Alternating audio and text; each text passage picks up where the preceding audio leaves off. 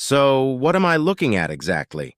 Admiral Cistern asks, as the video of a transparent circle with some strange doodle-like designs in it is approached by what appears to be a large number of tadpoles, and the entire thing turns brown and collapses in on itself when one wriggles its way in. I thought that would be obvious, sir. The scientist explains. I've learned to stop making assumptions, Dr. Wren. Spell it out. What you saw was an attempt to fertilize a Tret woman's egg with exclusively Y-chromosomal spermatozoa. As you saw, the moment the cellular wall was breached, the entire system collapsed, as if introduced to an extremely virulent poison or acid. We had bought and paid for 30 eggs, and we noticed a very interesting pattern. The Dr. Wren explains as he moves to the next video. See here? This is an unaltered spermatozoa sample introduced to the egg. Genetically speaking, there are few enough differences between a Tret and a human as they could be considered another nationality and not a separate species entirely. Yet, observe. He states, and the image shows brightly and dimly colored sperm swimming to an egg. The brightly colored sperm quickly starts to burrow at roughly 5 times the pace as the others, and then the wall becomes completely impermeable to the remaining swimmers. What did I see, doctor? You saw spermatozoa colored with Hoechst 33342. X chromosome portions of the samples retain a higher amount of the chemical and therefore appear more visually striking than their male counterparts. So for some reason, alien eggs resist male sperm by a factor of roughly 5 to 1. Furthermore, the eggs spontaneously die when introduced exclusively to male sperm. Admiral Cistern summarizes for clarity's sake. Yes, sir. In every scenario where we have introduced exclusively male spermatozoa to the eggs, they have spontaneously aborted. Why? Admiral Cistern asks, and Dr. Wren merely shrugs. Not an answer I expected of you, Doctor. It's extremely frustrating, sir. The moment we left our little corner of the galaxy, we were effectively informed that everything we know about physics, biology, chemistry, and frankly, every field of science excepting math was incorrect. I don't know how or why this is happening, but I have found a way around it. Observe, sir. Dr. Wren explains, and Admiral Cistern nods. I understand, and in light of such things, I'm willing to let a lot slide so long as the more exuberant members of my ship do not cause themselves, the crew or the Dauntless, undue harm, Admiral Cistern says before gesturing for the video to start. This time the video shows the different colored sperm, but there's something subtly wrong with the brighter colored ones. The lighter colored ones win out the race, and the egg seems to get properly fertilized. What happened? I had X-chromosome spermatozoa deliberately damaged to render them incapable of properly fertilizing the egg. However, their mere presence was enough to ensure a proper male fertilization.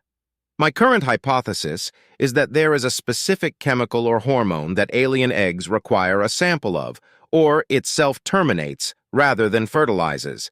This chemical or hormone is exclusive to the X-chromosome spermatozoa and also allows it to penetrate the outer wall with greater ease. How and why is still beyond me, but it would explain the enormous gender disparity in the galaxy at large.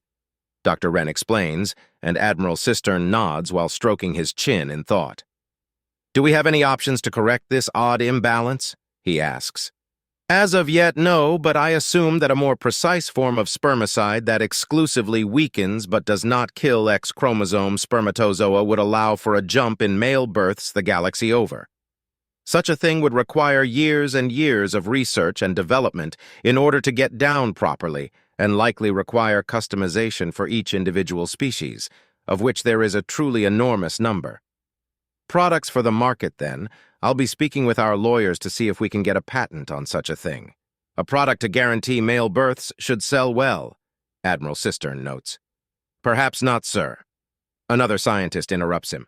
Dr. Ricken, do you have another opinion, ma'am? He asks the behavioral scientist. Yes, sir.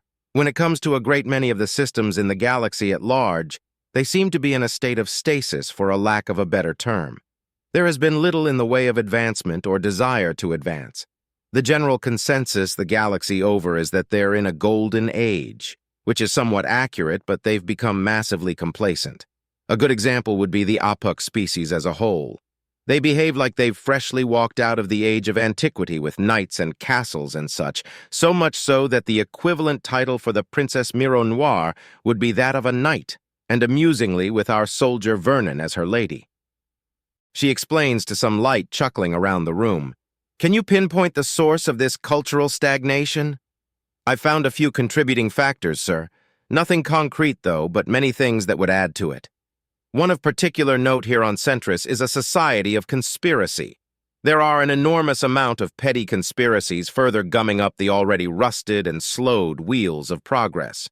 The conspiracies can be about just about anything, and the many hundreds of thousands of them seem to be one of the primary sources of the hack. Thankfully, they're mistrustful and believe the information completely compromised by one another. How petty are these conspiracies exactly? Admiral Cistern asks, and the scientifically minded woman sighs in exasperation. While a very passionate answer, it's not a very accurate one. May I have more, please? Sir Philip and the other intelligence officers on the ship have identified nearly 100 different conspiracies to change the color of the font on officially broadcasted announcements from the Senate.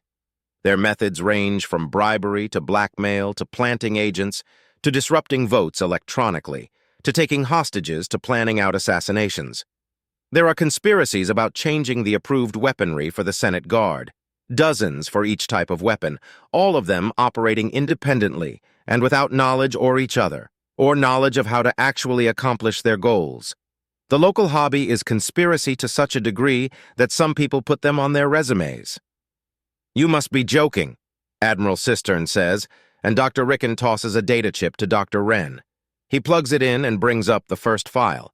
It's a prospective letter to work in his office with job experience citing the Sisterhood of the Shadowed Stare and most august augurs of avenging as references with 8 years between the two. He pinches his eyes closed and takes a few deep breaths as he steadies himself. When he opens them, the madness has not vanished, but it seems more manageable. Very well. Is there anything else I should be aware of? Only that we and our emergence from cruel space is the largest cultural shift in 600 years, with the foundation and rapid growth of the Meccan Reach being the last one. Our shifting of some laws, even in small and seemingly inconsequential ways, is comparatively big news, as most of the conspiracies don't get a tenth that far in decades, let alone weeks or months. Thank you, Dr. Ricken. Dr. Samuel, you've been researching the energy weapons of the galaxy. What do we know? We already have the math and engineering figured out for most of this, sir. Dr. Samuel says with a smile as he tosses his own data chip to Dr. Wren, who plugs it in before tossing Dr. Ricken her own back. A self-starting slideshow of plasma and laser weaponry blueprints begins playing in cycle. They skip a couple of steps with the axiom, but otherwise we not only know exactly what's going on here, but can make our own, now that we have the techniques and technologies written out for us. None of it will work back home, but we can certainly make it here. What are the big hurdles for getting it to work on Earth? Admiral Cistern asks, and the smile turns into a rueful grin. First off is power. The sheer amount of electricity the laser needs and the power-intense process of compressing, igniting, and magnetically bottling before launching the plasma is frankly absurd.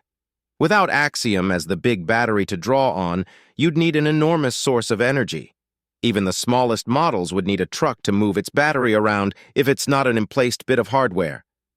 Any more complications? 1 for the laser and 2 for the plasma. The plasma's magnetic fields, bottling, and rail are extremely complicated, and without Axiom using components as a stabilizer, we can't get it to work, though we're working on it. The other thing is a shared problem between the two. The amount of power that both give out is brutal on the equipment itself. Without the Axiom-based internal shielding, both weapons can only provide a small handful of shots before burning out, if not failing explosively. Research into synthesizing more robust materials that don't need that level of protection is ongoing, but is mostly in the metallurgist's camp, not mine. Anything else you'd like to say? Admiral Cistern asks, and he considers. We've opened research into 2 weapons based on the laser frame, Samuel says, walking over to the projector and switching to another file. A blueprint fills up half the screen, and the other half is filled with mathematical equations. Where lasers work, so do masers, or rather microwave ray lasers. The name is descriptive and the function is a much more deadly and subtle laser.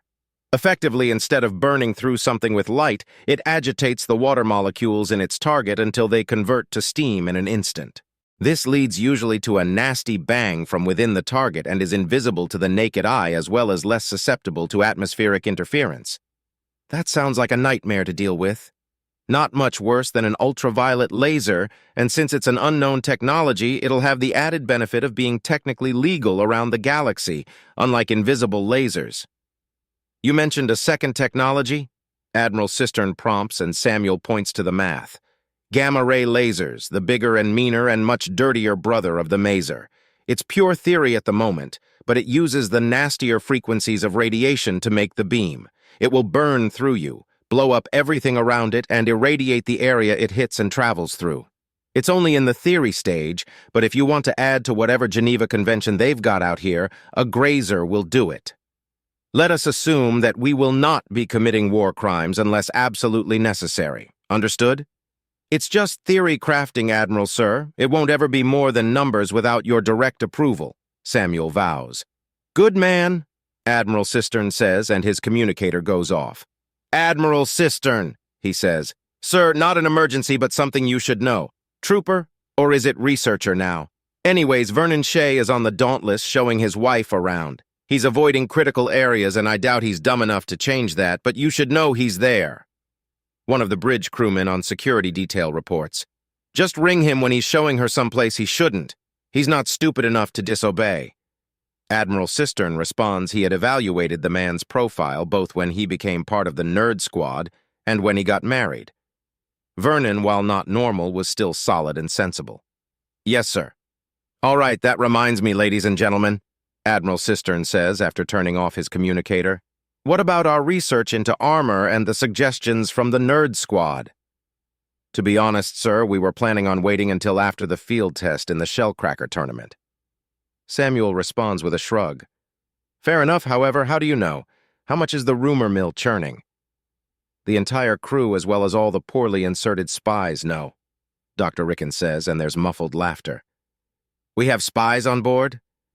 This is the sort of thing he should know about, even if it is somehow amusing. They're really obvious, sir.